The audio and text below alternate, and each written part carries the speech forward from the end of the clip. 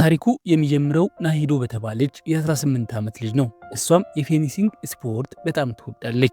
በትምህርት ቤቷ በገንዘብ ቀውስ ምክንያት ስፖርታዊ እንቅስቃሴዎች በመቋረጣቸው የአትሌትነት ህልሟ አደጋ ላይ ይወድቃል። ነገር ግን ናሂዶ ተስፋ መቁረጥ አትፈልግም። የእሷ ራያ የሆነችውና ብሔራዊ ተወዳዳሪ የሆነችው ዩሪም ወደምትማርበት ወደ ታያንግ ሁለተኛ ደረጃ ትምህርት ቤት ለመዛወር ትወስናለች። ከክፍል በኋላ ሂዶ በሚስጥር የዩሪምን ልምምድ ትከታተላለች። ምንም እንኳ የማይቻል ቢመስልም አንድ ቀን እንደሷ ትልቅ ተወዳዳሪ የመሆን ህልም አላት። የምትለማመድበት ቦታ የላትም። እናቷም አትሌት እንድትሆን አትፈልግም። እናቷ ለስፖርት ድጋፍ ስለማሰጣት ሁልጊዜ ይጣላሉ።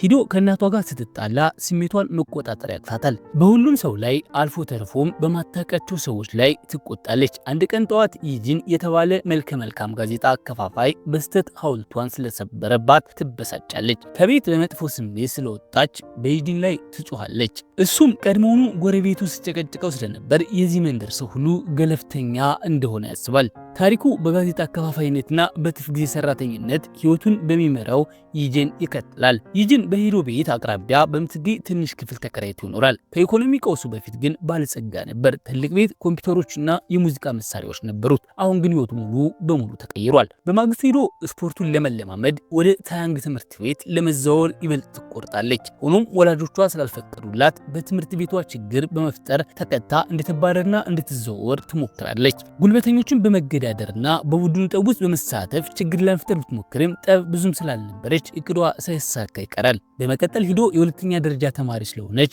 ፖሊስ ይይዘኛል በሚል ተስፋ ወደ ናይት ክለብ ትሄዳለች። እዚያም በአጋጣሚ ይጂንን ታገኘዋለች። የይጂን ጓደኞች ውበቷን አይተው መጠጥ ሊጋብዟት ሲሉ ይጂን ያስቆማቸዋል። ይህም ለጠብ ሊዳርጋቸው ነበር። በዚህ መሃል የይጂን ጓደኛ ይጂን በዕዳ ምክንያት ድሃ እንደሆነ ይናገራል። ይጂን ሁኔታውን ካረጋጋ በኋላ ከሂዶ ጋር ክለቡን ለቃ ትወጣለች። ትንሽ ከተነጋገሩ በኋላ ይጂን ሂዶን ወደሚሰራበት የመጽሐፍ መደብር ይወስዳታል።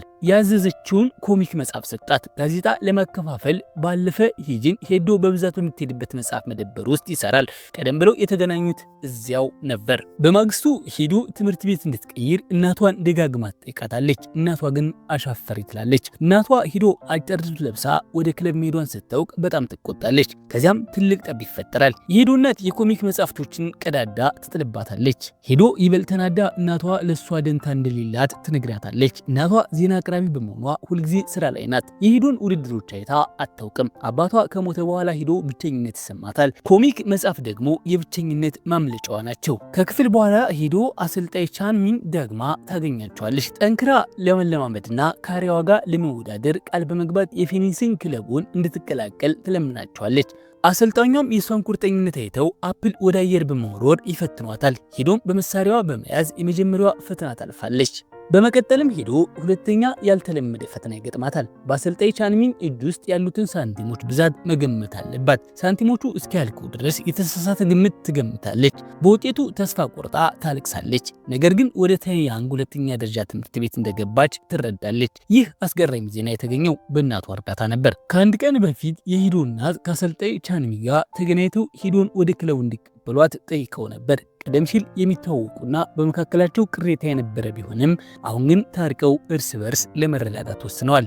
በዚያ ቀን ጠዋት ሂዶ በታያንግ ሁለተኛ ደረጃ ትምህርት ቤት የመጀመሪያ ቀኗን ጀመረች። እናቷ ታዋቂ የዜና አቅራቢ በመሆኗ ከመምህራንና ከጓደኞቿ ልዩ አቀባበል ተደረገላት። በፍጥነት ጂዊንግ የተባለ አዲስ ጓደኛ ፈራች። ጂዊንግ በትምህርት ቤቱ ታዋቂ ሲሆን ለዩሪም የፍቅር ስሜት አለው። ሆኖም ዩሪም ሂዶን የወደደቻት አይመስልም።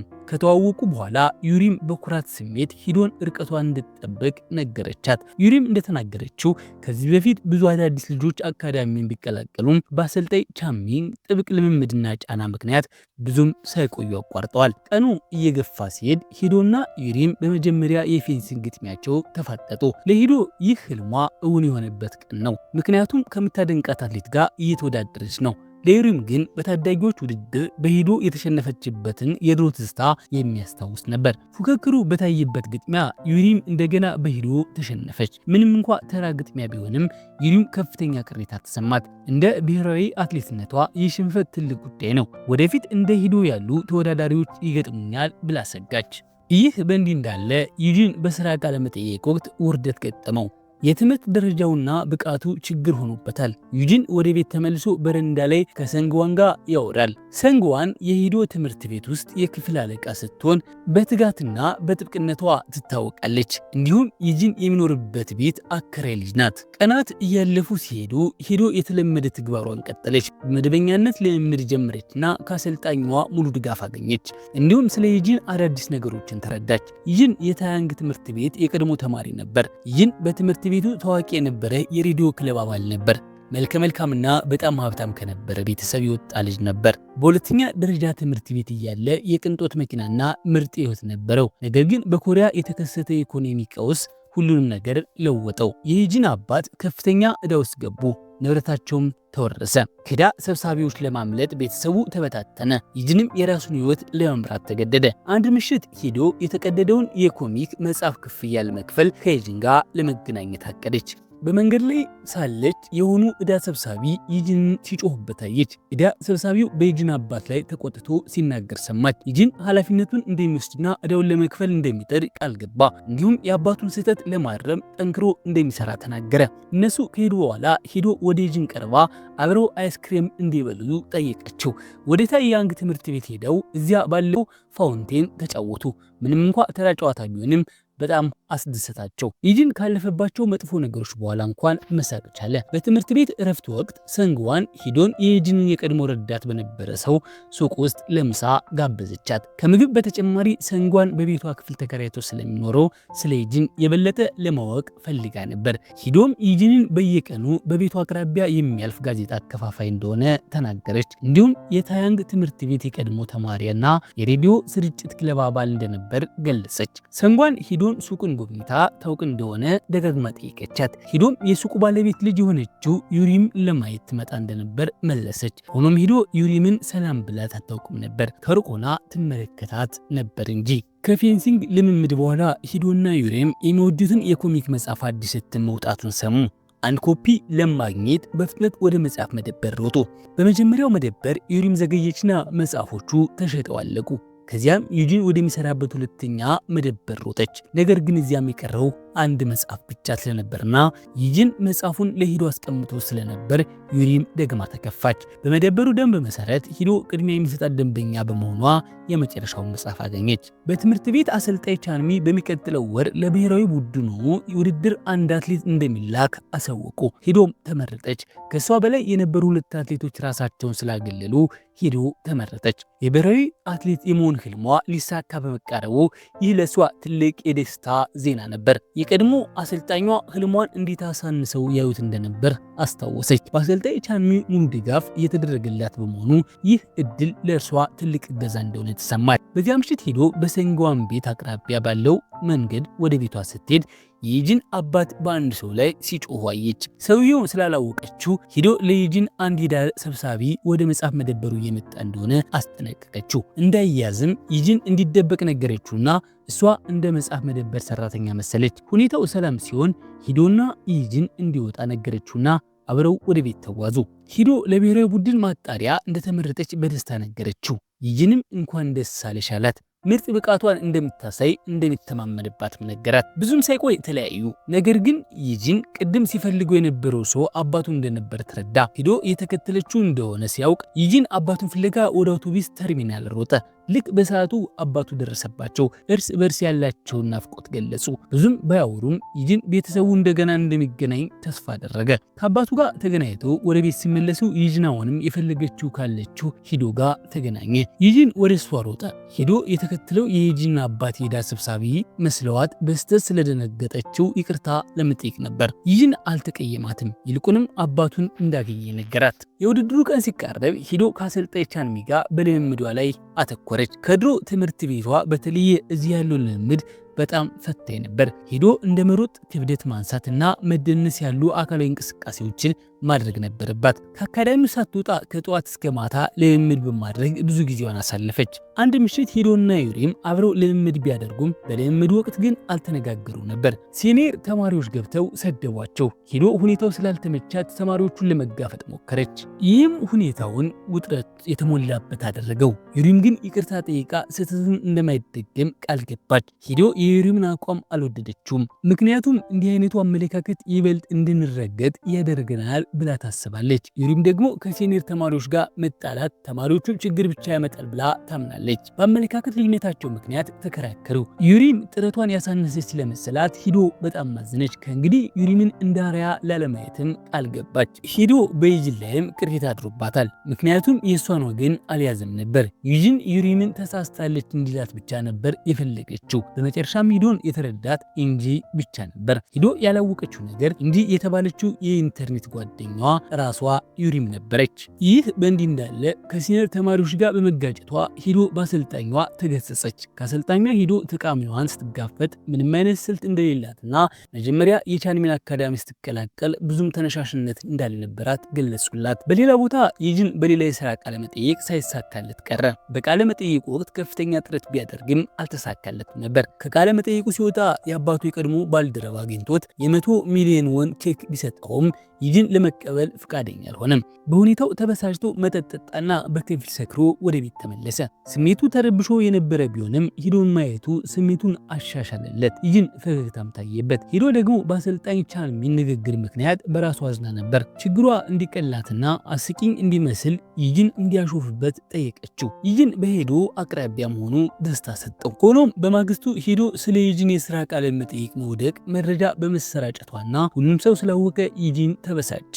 ጎረቤቶቹ የሚያበረታቱት ቃል ሰጡት። ይህም ለሱ ትንሽ የሚያሳፍር ሆኖ አገኘው። በትምህርት ቤት ሲኒየር ተማሪዎች ስለ ዩሪምና ሂዶ የሌሊት ልምምድ እያወሩ ነበር። እነሱ በሚያወሩበት መሃል ሂዶ በድንገት ብቅ አለች። እነሱን ለመጋፈጥ የመጣ ስትመስል ነበር። ነገር ግን እዚያ የተገኘችው በሌሊት የመለማመጃ ቦታውን ስለያዘችባቸው ይቅርታ ለመጠየቅ ነበር። እነሱን በሌሊት የመለማመድ ዕድል እንዲኖራቸው ዳግመኛ ሳትጠይቅ እንደማታደርግ ቃል ገባች። ሄዶ ከሲኒየር ተማሪዎች ፍቃድ ለማግኘትም የተለያዩ ስልቶችን ተጠቅማ ተለማመጠቻቸው። ሄዶ ከትምህርት ቤት ስትመለስ ቀደም ሲል በቡድን ጠብ ውስጥ ለመሳተፍ ስትሞክር ከተጣላቻቸው ሰው ጋር ተገናኘች። ብዙም ሳይቆይ ያ ሰው ከጓደኞቹ ጋር በመሆን ሂዶን እስከ ዋናው መንገድ ድረስ አሳደዷት። እንደ ድል ሆኖ ዩጂንን አገኘችው። ዩጂን አሁንም ንዴቱ ስላለቀቀው ሊረዳት አልፈለግም ነበር። ነገር ግን አስቸኳይ ሁኔታ ስለነበር ዩጂንን ለመርዳት ወስኖ በመኪና ይዟት ሄደ።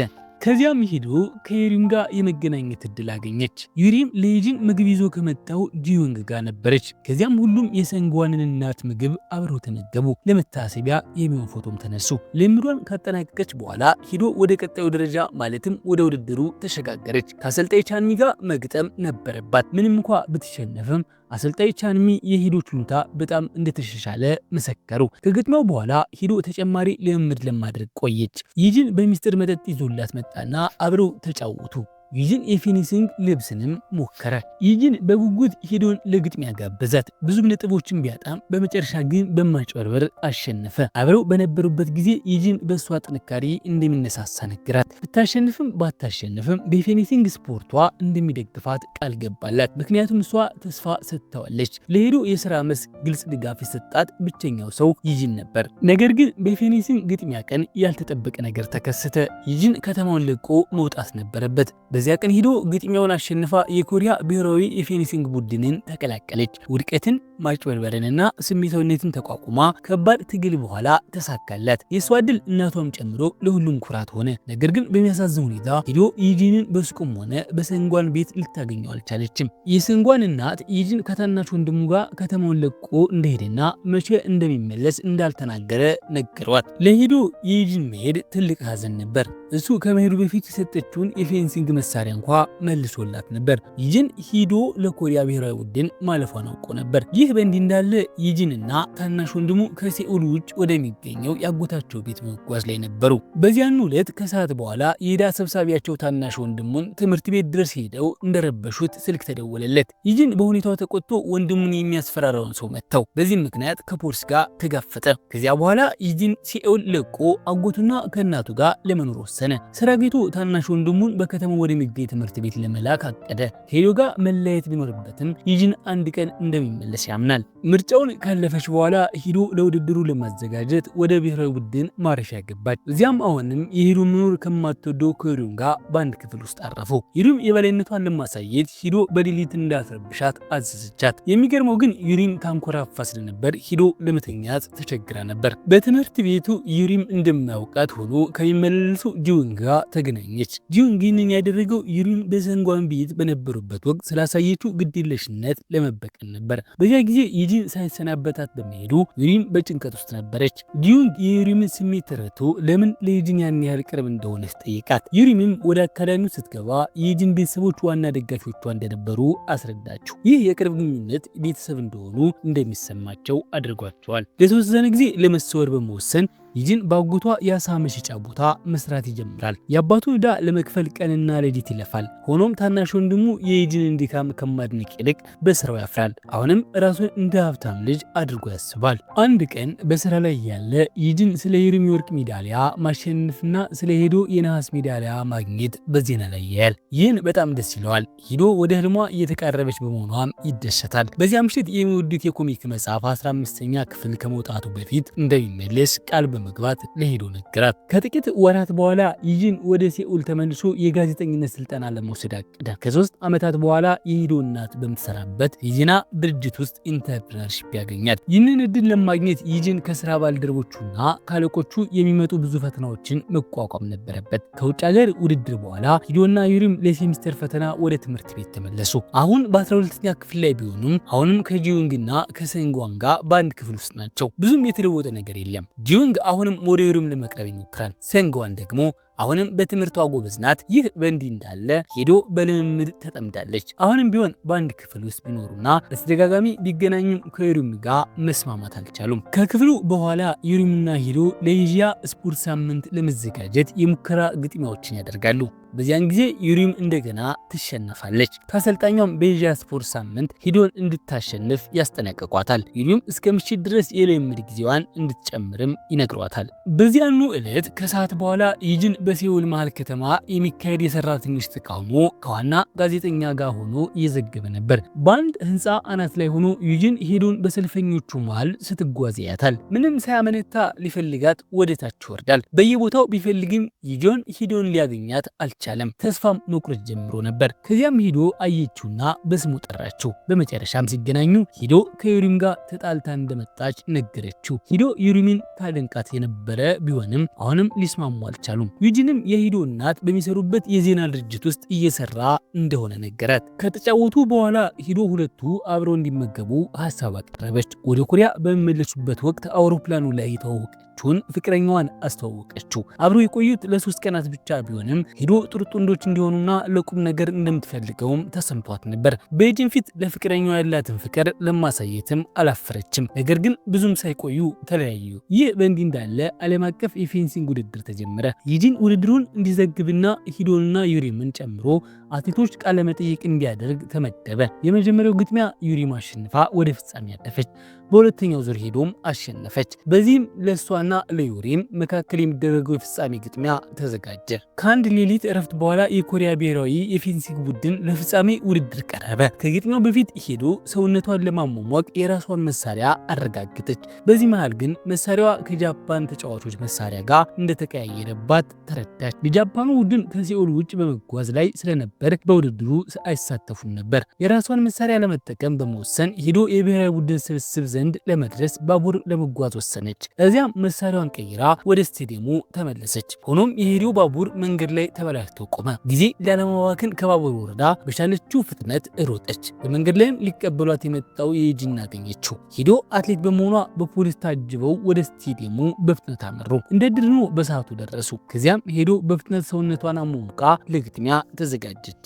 በፍጻሜው ግጥሚያ ሂዶ ለሻምፒዮንነት ማዕረግ ከዩሪም ጋር ተፋጠጠች። በዚያን ጊዜ የመከላከል የማጥቃትና የብላት ችሎታዋን ወሳኝ ነበሩ። መጀመሪያ ላይ ሂዶ በዩሪም ምክንያት በደረሰባት የአእምሮ ጫና ብዙ ነጥቦችን በማጣት ተቸግራ ነበር። ነገር ግን በአሰልጣኝ ቻንሚ እንዳሉት ሂዶ ቅልጥፍና ያላትና በፍጥነት የምታገግም ነበረች። ብዙም ሳይቆይ ነጥብ ማምጣት ጀመረችና ከዩሪም ጋር እኩል ሆነች። ሻምፒዮኑን ለመለየት አንድ ነጥብ ብቻ ሲቀረው ግጥሚያው በጣም ተወጠረ። በድንገት የዩሪም መሳሪያ ተሰበረ። ይህም ትኩረቷ እንዲጠፋ አደረገ። ከተረጋጉ በኋላ ግጥሚያውን ቀጠሉ። እያንዳንዳቸው የመጨረሻዋን ነጥብ ለማግኘት ታገሉ። በጥቂት ሰከንዶች ውስጥ ሁለቱም ጥቃት ሰነዘሩ። ነገር ግን ዳኛው የሂዶ ጥቃት ፈጣን እንደነበር አረጋገጡ። በመጨረሻም ሂዶ ሻምፒዮን ተባለች። ዩሪም ይህንን ስትሰማ እኔ ቀድም ያለው በማለት ተቃወመች።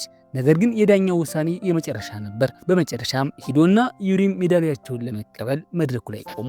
በዚህ አስገራሚ ወቅት ዩሪም ቅሬታዋን መደበቅ አልቻለችም። በሰው ሁሉ ፊት አለቀሰች። ብዙም ደጋፊዎቹ የዳኛው ውሳኔ ትልቅ ስህተት ነው ብለው በማሰባቸው ተበሳጩ።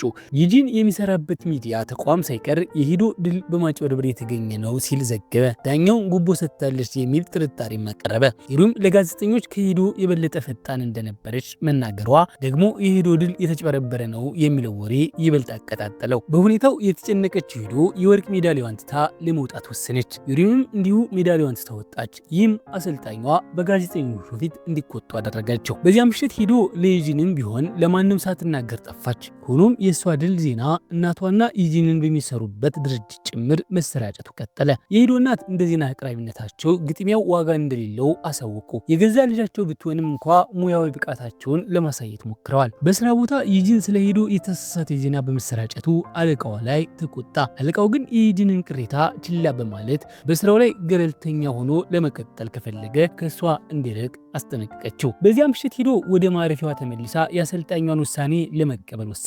በህጉ መሰረት ሂዶና ዩሪም ወደ ቤታቸው እንዲሄዱ ተጠየቁ። ምናልባትም የፌንሲንግ ስፖርቱን መቀጠል የማይችሉበት ሁኔታ ተፈጠረ። ወደ ቤት ለመሄድ የፈራችው ሂዶ በመንገዶች ላይ ስትንከራተት ቆይታ በአንድ ሱቅ ውስጥ ምግብ አዘዘች። አንዳንድ ሰዎች የፌንሲንግ አትሌት መሆኗን አውቀው አበረታቷት። ሂዶ አሁንም የሚደግፏት ሰዎች በመኖራቸው በደስታ ለቀሰች። በዩጂን ጥረትና ማብራሪያ የግጥሚያው ዳኛ ውጤቱ ትክክለኛና ያለምንም ተጽዕኖ የተገኘ መሆኑን ገለጸ። በዚያ ምሽት ሂዶ ወደ ትምህርት ቤት ተመልሳ በልምድ ጣቢያው ውሳለች።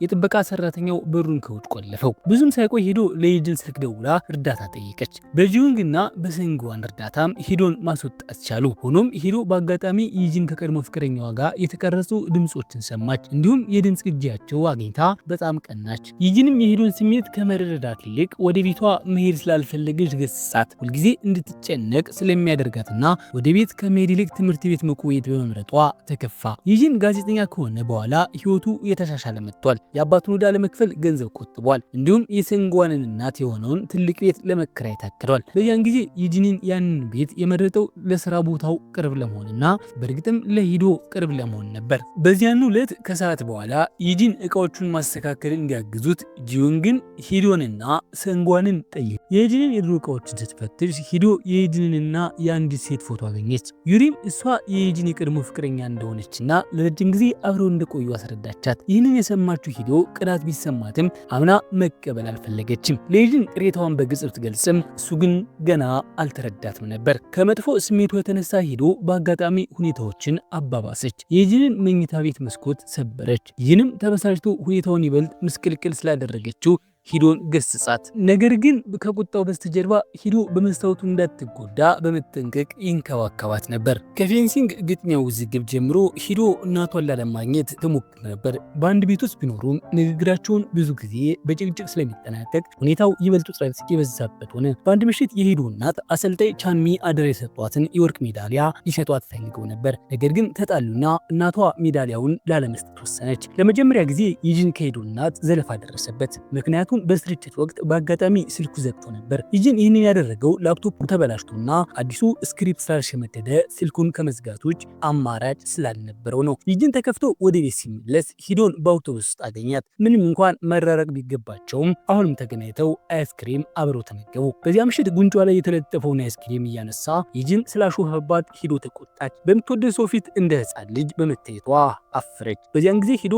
በዩጂን ፊት ጎልማሳ ብልህና ታማኝ ሆና መታየት ትፈልግ ነበር። ቀናት አለፉ። ሂዶና ዩሪም ከፌዴሬሽኑ በታገዱበት ወቅት ወደ ፌንሲንግ ልምምዳቸው ተመለሱ። በማረፊያ ክፍሏ እቃዎቿን እያሸገች ሳለ ሂዶና ዩሪም በዋና ገንዳው አቅራቢያ ተክዛና እንባዋን እየጠረገች ስትቀመጥ አየቻት። የዩሪም እናት በኪራይ ሱቃቸው ባለቤት ስለታለሉና ገንዘባቸውን በሙሉ ስለተቀሙ ዩሪም አዲስ የፌንሲንግ ጓንት መግዣ እንኳ አልነበራትም። በድንገት ዩሪም ብድግ ብላ ወደ ዋና ገንዳው ውስጥ ዘለለች። የወላጆቿን ስቃይ ማየት ስላልቻለችም ምርር ብላ አለቀሰች። በዚያ ምሽት ሂዶ ስለ ዩሪም ያላት ስጋት በኢንተርኔት ለምታውቃት ጓደኛዋ ለኢንጂ ነገረቻት። በዚያን ጊዜ በከተማው መናፈሻ ውስጥ ለመገናኘት ወሰኑ። እንጂ ሂዶ እንድታውቃት ቢጫ አበባ ይዛ እንድትመጣ ጠይቀቻት። የመገናኛቸው ቀን ደረሰ። ዩሪም የጓደኛዋን ጾታም ሆነ ስም ስላላወቀች ተጨንቆ ዩጂን አብሯት ሄደ። ሂዶ ቢጫ አበባ ይዛ ስትመጣ ዩሪም የኢንተርኔት ጓደኛዋ ራሷ ሂዶ መሆኗን አይታ ደነገጠች።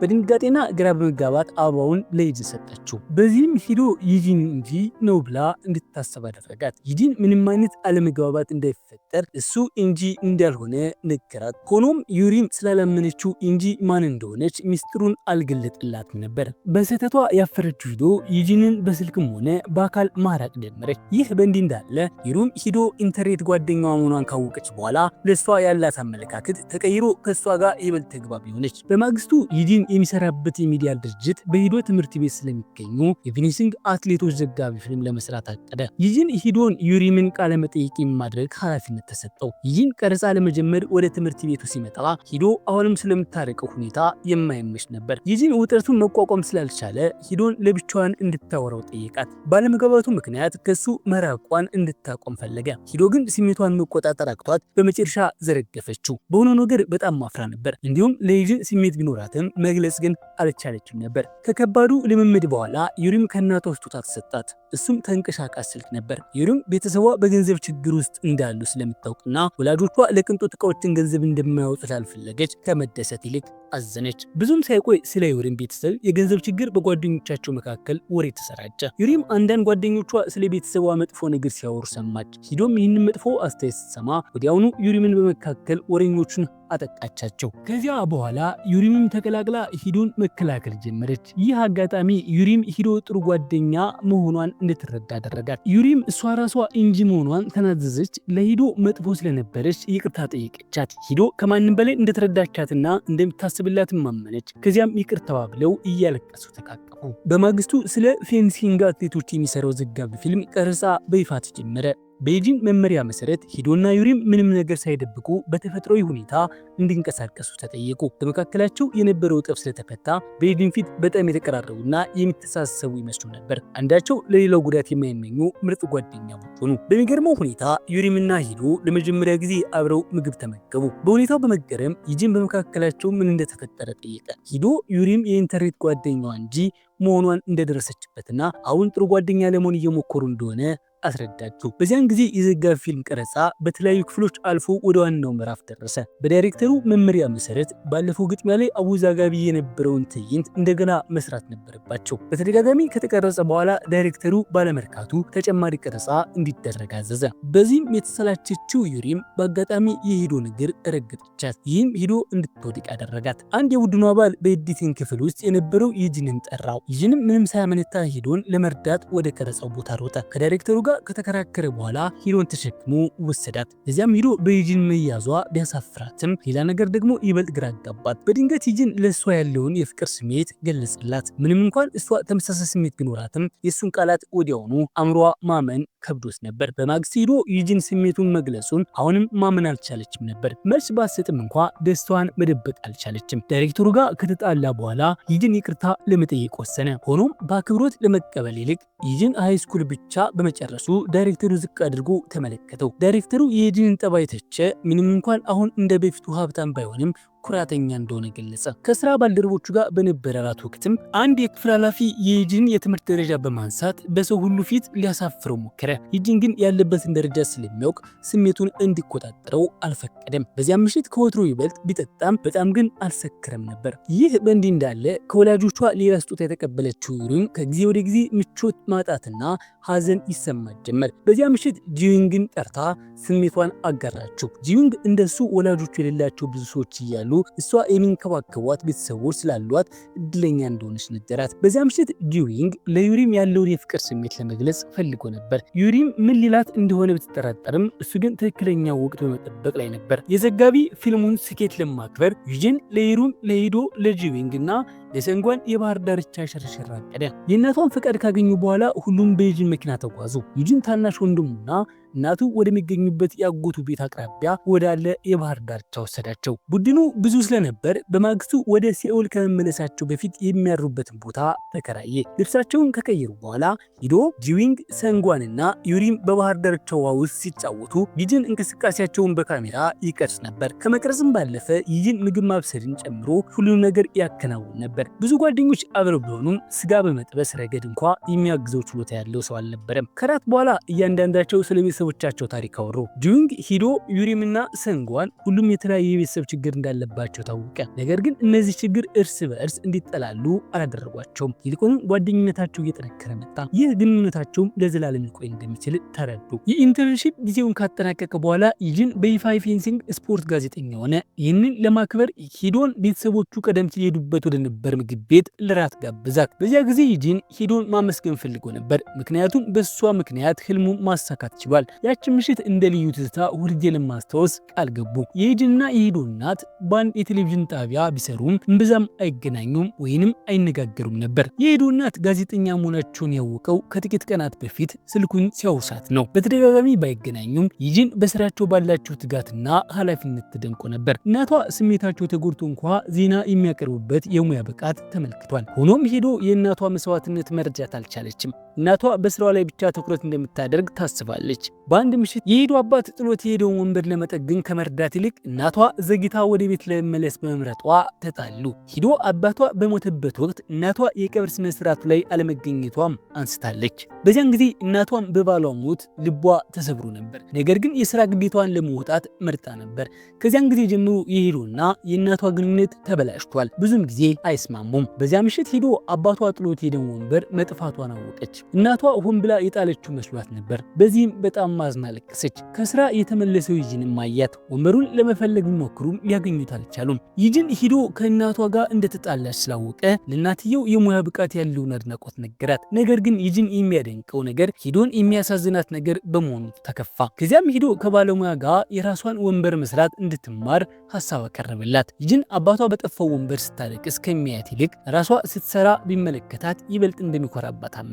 በማግስቱ ዩጂን ለዘጋቢ ፊልም በሚል ሰበብ ዩሪምና ሂዶን ሊወስዳቸው ወደ ልምምድ ቦታው መጣ። እንደ እውነቱ ከሆነ ግን ወደ ጂዊንግ ኮንሰርት ሊወስዳቸው ፈልጎ ነበር። ከአሰልጣኝ ቻንሚ ፈቃድ ካገኙ በኋላ ወደ ኮንሰርቱ ሄዱ። ከዚያም ሲደርሱ ጂዊንግ ከአጋሮቹ ጋር ተጣልቶ ነበር። እንዲሁም አንዱ የጊታር ተጫዋች ጠፍቶ ነበር። በዚህ ጊዜ ጂዊንግ ምትክ ፈለገ። ዩጂንም ገባ። ቀደም ሲል የባንድ አባል የነበረው ዩጂን በቀላሉ በመጫወት ተመልካቹን አስፈነጠዘ።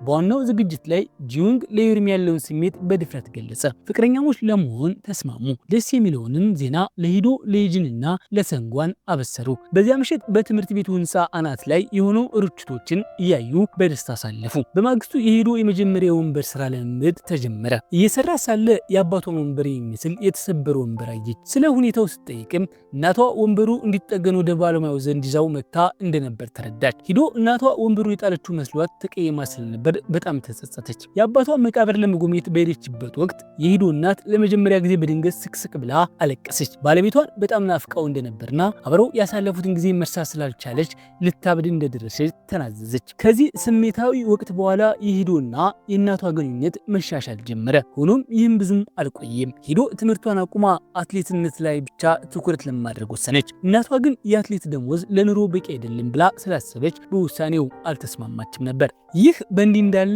የዩጂን የተባለች የፌንሲንግ ክለብ አባል ትምህርቷ ላይ ትኩረት አድርጋ በዚህ ዓመት ለመመረቅ ስትል ፌንሲንግ ማቆም በመፈለጓ አሰልጣኝ ቻንሚን ተቆጡ። አሰልጣኝ ቻንሚ እውነተኛው ምክንያት ይህ ነው ብለው አላመኑ ነበር። የጂ በቡድን ውስጥ እንድትቆይ ፈለጉ።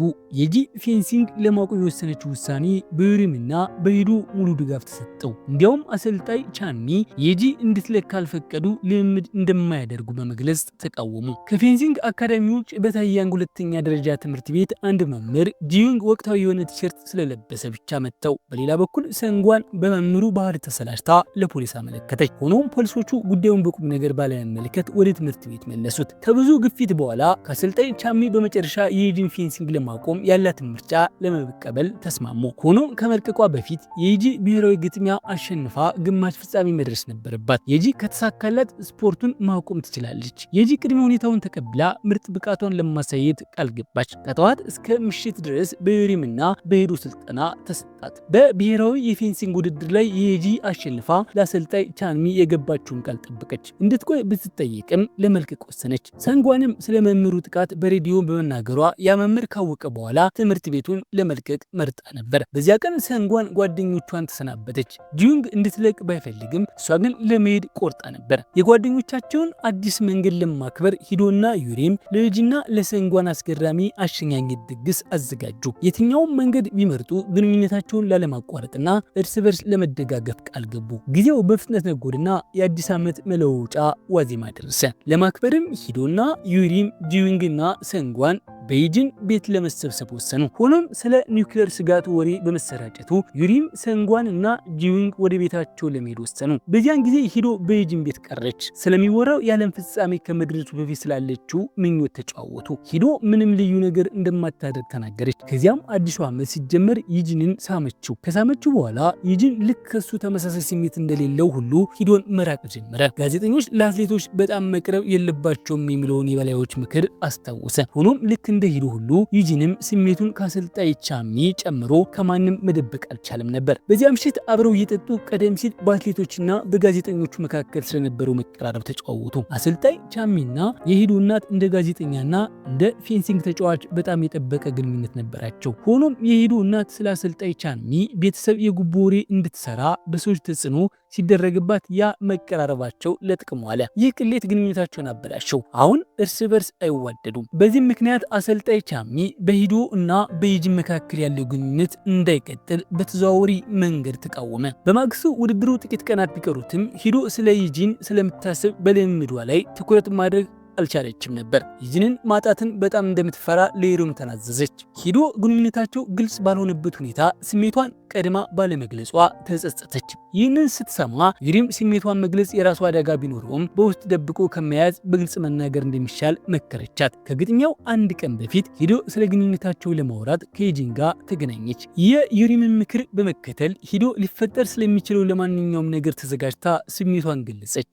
ኢጂን ግን ምንም መልስ አልሰጣትም። ይህም ግንኙነታቸውን እንደገና እንዲንጠለጠል አደረገው። ሂዶ ስሜቷን በቀላሉ መግለጽ መቻሏና እሱ ግን መቸገሩ ቅናት አሳደረበት። ከዚያም ኢጂን ለነገው ግጥሚያ ለሂዶ የብርታት ቃል ነገራት። በማግስቱ ጠዋት ኢጂን የሂዶና የዩሪምን የፌንሲንግ ግጥሚያ ለመዘገብ ተመለሰ። ሂዶም ሆነች ዩሪም በግል ዋንጫው ማሸነፍ ባይችሉም በቡድን ግጥሚያ ግን ሂዶ ወሳኝ ነጥብ በማምጣት ድል ተቀዳጁ። ከግጥሚያው በኋላ ኢጂን የውድድሩን ውጤት የሚያደንቅ ዜና ዘገባ ጻፈ። ሆኖም የተጠቀማቸው ቃላት ከአንደኛዋ ተጫዋች ጋር ቅርበት እንዳለው በግልጽ የሚያሳዩ ነበሩ። በዚህ ምክንያት ኢጂን ማስጠንቀቂያ ደረሰው። የስፖርት ዜናዎችን ላለመዘገብም ወደ ሌላ ክፍል ለመዘዋወር አሰበ። አለቃው ግን ዝውውሩን ሳይፈቅድለት በስራው ላይ ትኩረት እንዲያደርግ መከረው። በዚያ ምሽት ሂዶ ግንኙነታቸውን ግልጽ ለማድረግ ወይንም ምናልባትም ለማቆም ከኢጂን ጋር ተገናኘች። ለመጀመሪያ ጊዜ ኢጂን ለምን አብረው መሆን እንደማይችሉ አስረዳ። በከባድ ልብም ነገሩን ለማቆም በማሰብ ሂዶን ጥሏት ሄደ። ሆኖም ስሜቱን መካስ ስላልቻለ ኢጂን ተመልሶ በመምጣት በእውነት እንደሚወዳት ለማሳየት ሂዶን ሳማት። ከዚያም በይፋ ፍቅረኛሞች መሆናቸውን ለጓደኞቻቸው አበሰሩ። ይህንንም ለማክበር አብረው እየጠጡ በኢጂን ቤት አሳለፉ። ይህ በእንዲህ እንዳለ ዩሪም አባቷ የመኪና አደጋ እንደደረሰባቸው የሚገልጽ ዜና ደረሳት። አባቷ ሌላ መኪና ገዝተው የሌላውን መኪና አሽከርካሪ ላይ ከባድ ጉዳት ደረሰ። የዩሪም አባት በህይወት ቢተርፉም የተጎጂው ቤተሰቦች ካሳ ስለጠየቁ በቤት ውስጥ ውጥረትና ጭቅጭቅ ተፈጠረ። ሁኔታው መቋቋም ያቃታት ዩሪም በኮሪያ የፌንሲንግ አቁማ ዜግነቷን ወደ ሩሲያ በመቀየር ስራዋን እዚያ ለመቀጠል ወሰነች። በከፍተኛ ክፍያ በሚሰጣት ውል አማካኝነት ወላጆቿን ለካሳ የሚሆን ገንዘብ ለመርዳት አቀደች። ብዙም ሳይቆይ ዩሪም እቅዷን ለሂዶ ለጂዩንግና ለወላጆቿ ነገረቻቸው። መጀመሪያ ላይ ተቃውሞ ቢገጥማትም በመጨረሻም ውሳኔዋን ደግፉላት። ብዙም ሳይቆይ ዩሪም ዝውውር ወረቀቶችን ለማዘጋጀት በሩሲያ ከሚገኝ አዲስ ክለብ ጋር ውል ተፈራረመች። በዚህ ሂደት ውስጥ አሰልጣኝ ቻንሚ በሁሉም እርምጃ ደግፏት። ሆኖም ኢጂን የዩሪምን ውሳኔ ሊቀበሉ አልቻለም። እሷን ከማስቆም ይልቅ የዜግነት ለውጥ ውሳኔዋን በሚዲያ በይፋ አሰራጨው። ይህም በኮሪያ ውስጥ ትልቅ ውዝግብ ፈጠረ። የሄዶም ወደ ሩሲያ የመዘዋወር ዜና በስፋት ከሰራጨ በኋላ ሂዶ ከዩጂን ጋር ተገናኝታ ቅሬታዋን ገለጸች። ዩጂን የሰዎችን ችግር ለዜና ፍጆታና ለስራው ስኬት ብቻ እንደሚጠቀምበት ተሰማት። ከዚያን ጊዜ ጀምሮ ሂዶና ዩጂን መነጋገራቸውን አቁመው ተራራቁ። ሂዶ ከፍተኛ ትችት እየደረሰባት ያለችውን ዩሪምን በመደገፍ ላይ አተኮረች። ጋዜጠኞች ዩሪምን ለመፈለግ እስከ ትምህርት ቤት ድረስ ሂዶን ይከተሏት ነበር። ሂዶ ሁልጊዜ ዩሪምን ተረዳትና ትደግፋት ነበር። እንዲያውም ከጋዜጠኞች ለማምለጥ ከትምህርት ቤት ይዛ ትወጣ ነበር። በዚያ ምሽት ዩሪም በማግስቱ ወደ ሩሲያ ከመሄዷ በፊት በሂዶ ቤት አደረች። ዩሪም በእውነት መሄድ እንደማትፈልግና ከሂዶ ጋር ኮሪያ ውስጥ መቆየት እንደምትመኝ ተናዘዘች። ሆኖም የቤተሰቧ የገንዘብ ሁኔታ ይህንን አስቸጋሪ ሁኔታ እንድትወስንና የሩሲያ ዜጋ እንድትሆን አስገድዳት። በማግስቱ ዩሪም ብቻዋን ወደ ውጭ ሀገር ለመብረር ተዘጋጀች። በአውሮፕላን ማረፊያ ወላጆቿ ሰንጓንና ሂዶ ለመሸኘት ተገኝተው ነበር። ዩሪም ስትሄድ ማየት ለሁሉም ከባድ ነበር። ሂዶ ከዩሪም ጋር ስትለያይ እንባዋን መግታት አልቻለችም ነበር። ይህ በእንዲህ እንዳለ ጂዩንግ ዩሪም ሳትሄድ ለመድረስ በእናቱ መኪና ወደ አውሮፕላን ማረፊያ እየተቻኮለ ነበር። አውሮፕላን ውስጥ ከመግባቷ በፊት ልክ በሰዓቱ ደረሰ። በዚያን ጊዜ ዩሪም ለጂዩንግ ለዘላለም እንደምትጠብቀው ቃል ገባችለት። ጂዩንግም ከሌላ ሴት ጋር ፍቅር እንደማይጀምርና ፍላጎት እንደማይኖረው ቃል ገባ። ዩሪምም እንዲሁም እንድታደርግ ተመኘ። በሌላ በኩል ዩጂን በዩሪም ወደ ሩሲያ መሄድ ምክንያት ለደረሰባት ትችት እሱም በከፊል ተጠያቂ በመሆኑ በጣም ተከፋ። ሆኖም ሂዶ ከጎኑ ነበረች። የእሱን ምክንያቶች ለመረዳት ፈለገች እንጂ እሱን መውቀስ አልፈለገችም ነበር። ይህ በእንዲህ እንዳለ ዩሪም ወደ ሩሲያ ከሄደች በኋላ ህይወቷ መሻሻል ጀመረ። ብዙ ጊዜ ከሂዶ ጋር በስልክ ይገናኙና ታሪካቸውን ይለዋወጡ ነበር። ከጥቂት ወራት በኋላ ጂዩንግ ሩሲያ ሂዶ ፍቅረኛውን ለመቀላቀል የሚያስችል በቂ ገንዘብ ቆጠበ። ሰንጓን ወደ ዩኒቨርሲቲ ገብታ ትምህርቷን ለመቀጠል አቀደች። ዩጂን በበኩሉ ከስፖርት ዘገባ ወደ አጠቃላይ ዜና ክፍል ተሰወረ። እንዲሁም ከሂዶ እናት ጋር ስለ ልጃቸውና ስላለው ግንኙነት በግልጽ ተነጋገረ። የስራ ክፍል ከቀየረ በኋላ የዩጂን የስራ ሰዓት በጣም ተጨናነቀ። ዜናዎችን ለመሰብሰብ ወደ ተለያዩ ቦታዎች መጓዝ ነበረበት። በስራ ቢጠመድም ዩጂን አሁንም ቢሆን ከሂዶ ጋር ለመገናኘት ጊዜ ያገኝ ነበር። በአንድ ምሽት ሂዶ ሰክራ በዩጂን ቤት አደረች። ከጥቂት ጊዜ በኋላ ሂዶ በማድሪድ በሚካሄድ ሌላ ዓለም አቀፍ ግጥሚያ ላይ ተሳተፈች። እዚያ ዩሪምን ለማግኘት ጓጉታ ነበር። ነገር ግን አመነታች። ጓደኝነታቸው በውድድሩ ወቅት ትኩረቷን እንዲያናጋው አልፈለገችም ነበር። ሁለቱም ብቃታቸውን አሳይተው በመጨረሻም ለፍጻሜ ተፋጠጡ። ይህ ሶስተኛው የፍጻሜ ግጥሚያቸው ሲሆን ልክ እንደ ቀድሞ ሁሉ ሂዶ በ15 ለ14 ጠባብ ውጤት አሸነፈች። ሆኖም በዚህ ጊዜ ምንም አይነት ውዝግብ አልነበረም። እርስ በእርስ ተቃቀፉ። ይህም ስቴዲየሙ በደስታ እንዲነወጥ አደረገው። የነሱ መተቃቀፍ ሂዶና ዩሪም አሁንም ምርጥ ጓደኛሞች መሆናቸውን ለሁሉም አሳየ። ግጥሚያው እንደተጠናቀቀ ሂዶ ለሚቀጥለው ውድድር ለማዘጋጀት ወዲያውኑ ወደ ኮሪያ ተመለሰች። እንደተለመደው ከዩጂን ጋር ለመገናኘት ቀጠሮ ያዙ። እሷ ኮሪያ እያለች አብረው የእረፍት ጊዜያቸውን ለማሳለፍ አቅደው ነበር። ሆኖም በዚያ ምሽት ዩጂን በድንገት ቀጠሮውን ሰረዝና በኒውዮርክ አንድ ታሪክ መዘገብ ስላለበት እንደሚሄድ ነገራት። የሂዶን ድል ለማክበር አቅደውና ብዙ ነገሮችን አዘጋጅተው ነበር። በዚያን ጊዜ ዩጂን ቃሉን መጠበቅ ባለመቻሉ ይቅርታ የሚጠይቅ ደብዳቤ ብቻ ትተውላት ሄደ። በኒውዮርክ ዩጂን የጦርነት ቀጠናና እንዲዘግብ ተመደበ። ስራውን በአስቸጋሪና አደገኛ ነበር። ብዙ ጊዜም ውድቅ ይደረግበት ነበር። ቀኖቹ በዜና ዘገባዎችና አሳዛኝ ክስተቶችን በማየት የተሞሉ ነበሩ። ዩጂን የጭንቀት ስሜት ተሰማው። ሂዶምም በጣም ናፈቃት። አንድ ምሽት ዩጂን ለሂዶ ደውሎ ህይወቱ እንደ ሲኦል የሆነበት እንደሆነ ነገራት። ለአዲስ ዓመት ወደ ቤት እንደሚመጣና ምናልባትም ወደ ኒውዮርክ እንደማይመለስ ቃል ገባላት። ሆኖም የአዲስ ዓመት ዋዜማ ሲደርስ ዩጂን ስትመለስ ነበር ሂዶ ከእናቷ እንደሰማችው ዩጂን ወደ ኮሪያ ከመመለሱ በፊት በኒውዮርክ የውጭ ሀገር ዘጋቢ ሆኖ ተመዝግቧል። በሚቀጥለው ወር ዩጂን ሂዶን ለማነጋገር ቢሞክርም የሷ ምላሽ ግን እየቀዘቀዘ ነበር። ዩጂን የውጭ ሀገር ዘጋቢ ሆኖ እዚያው እንደሚቆይ አውቃ ነበር። ሂዶ በሷ ምክንያት የጥፋተኝነት ስሜት እንዳይሰማው ነገረችው። በከባድ ልብ የዩጂን ውሳኔ ደገፈች፣ ምንም እንኳ በውስጧ መጮ ብትፈልግም። ዩጂን ወደ ኮሪያ እየተመለሰበት ቀን ሂዶ ከውድድሩ ከተመለሰችበት ቀን ጋር አንድ ሆነ። በአውሮፕላን ማረፊያ የጉዞ ሻንጣዎቻቸው በስህተት ተቀያየሩ። ዩጂን ሻንጣዎቹን ለመቀየር ወደ ሂዶ ቤት ሄደ። ሲገናኙ ስሜታቸው የማይመችና እንግዳ ነበር። ነገሮቹ ጥሩ ስላልነበሩ ዩጂን ግንኙነታቸውን ለማቆም ሐሳብ አቀረበ። ሂዶም ተስማማች። አብረው ቆይተው እርስ በርስ ከመጎዳዳት መለያየቱ ይሻል እንደሆነ ተሰማቸው። ለመለያየት ከወሰኑ በኋላ ዩጂንና ሂዶ ከመለያየት ጋር የሚመጡ ነገሮች ሁሉ መጋፈጥ ነበረባቸው። ይህም ከጓደኞች የሚመጡ አስተያየቶችን እና እንደ የጋራ ስልክ ክፍያ ያሉ ትናንሽ ነገሮችን መቀየርን ይጨምራል። እንደነዚህ ያሉ ትናንሽ ነገሮችን እንኳ አለመግባባት ሊፈጥሩ ይችላሉ። ሂዶና ዩጂን በተለያየ አመለካከት ምክንያት ብዙ ጊዜ ይከራከሩ ነበር። ነበር። ሂዶ የደስታ ጊዜያት ሲሆኑ ብቻ እርስ በርስ እንደሚዋደድ፣ ነገር ግን አስቸጋሪ ጊዜያት ሲመጡ አንዱ ለአንዱ ሸክም እንደሚሆኑ ተሰማት። መለየት ምርጥ ምርጫ እንደሆነ ያመኑትም ለዚህ ነበር። አሁንም እርስ በርስ ይዋደዱ ነበር። ነገር ግን ኩራታቸው በመካከላቸው ገባ። ይጅን ወደ ኒውዮርክ ሊሄድ ሲል እንኳ ሂዶን ማየት ፈልጎ ነበር። ሀዘናቸውንም መደበቅ አልቻሉም ነበር። አብረውም አለቀሱ። ይህም ቢሆን እንኳ ለመለያየት ወሰኑ። በርካታ ወራት አለፉ። የይጅን ህይወትም በጣም ተቀየረ። የሂዶን እናት በመተካት የይጅን አቅራቢ ሆነ። ቤተሰቡንም እንደገና ማገናኘት ቻለና አሁን በትልቅ ቤት ውስጥ ይኖራሉ። ይህ በእንዲህ እንዳለ ሂዶ አሁንም በአትሌትነት ተግባሯ ተጠምዳለች። በቅርቡም የወርቅ ሜዳሊያ አሸንፋለች። ሆኖም በቅርቡ ጥሮታ ለመውጣትና ወደ ሌሎቹ ነገሮች ለመሸጋገር አቅዳለች። አንድ ቀን ይጅን የሰንጓን አባት ቀብር ላይ ተገኘ። እዚያም ሄዶ ዩሪምና ጂዩንግ ተገኝተው ነበር። በማረፊያ ክፍል ውስጥ ይጅን ከሰንጓን ጋር ተጨዋወተ። እሷና ጂዩንግ አሁን ስራ እንዳላቸው ነገረችው። ዩሪም ጥሮታ ለመውጣትና የፌንሲንግ አሰልጣኝ ለመሆን ወስናለች። በሌላ በኩል ሂዶ በፌንሲንግ ውድድር ላይ ለመሳተፍ ሳን ፍራንሲስኮ ነበረች። እዚያም ሌላ የወርቅ ሜዳሊያ አሸነፈች። የእሷ የድል ዜና የኮሪያ ሚዲያ ዘንድ ደረሰ። ይጅንም ቃለ መጠይቅ ሊያደርግላት ተዘጋጀ። ከተለያዩ በኋላ ለመጀመሪያ ጊዜ የተገናኙት እዚህ ነበር። ምንም እንኳ ሁኔታው ግራ የሚያጋባ ቢሆንም ሁለቱም በካሜራ ፊት ሙያዊ ብቃታቸውን ለማሳየት ሞክረዋል። በዚያን ጊዜ ይጅን በቀድሞ ፍቅረኛው ኮርቶ ነበር። ድጋፉንም አሳይቷል። ከቃለ መጠይቁ በኋላ ሂዶ ዩሪም በተገኘበት ጋዜጣዊ መግለጫ ሰጠች። በስራ ዘመኗ ሁሉ ደጋፊ በሆኑ ሰዎች በመከበቧ እድለኛ እንደሆነች ተሰማት። ምንም እንኳ ከሄጂን ጋር አብራ መሆን ባትችልም ያሳለፉትን ደስ የሚል ትዝታ ሁልጊዜም ታከብረዋለች። ለጓደኝነታቸውም ትልቅ ዋጋ ትሰጣለች። ታሪኩ እዚህ ላይ ተጠናቀቀ።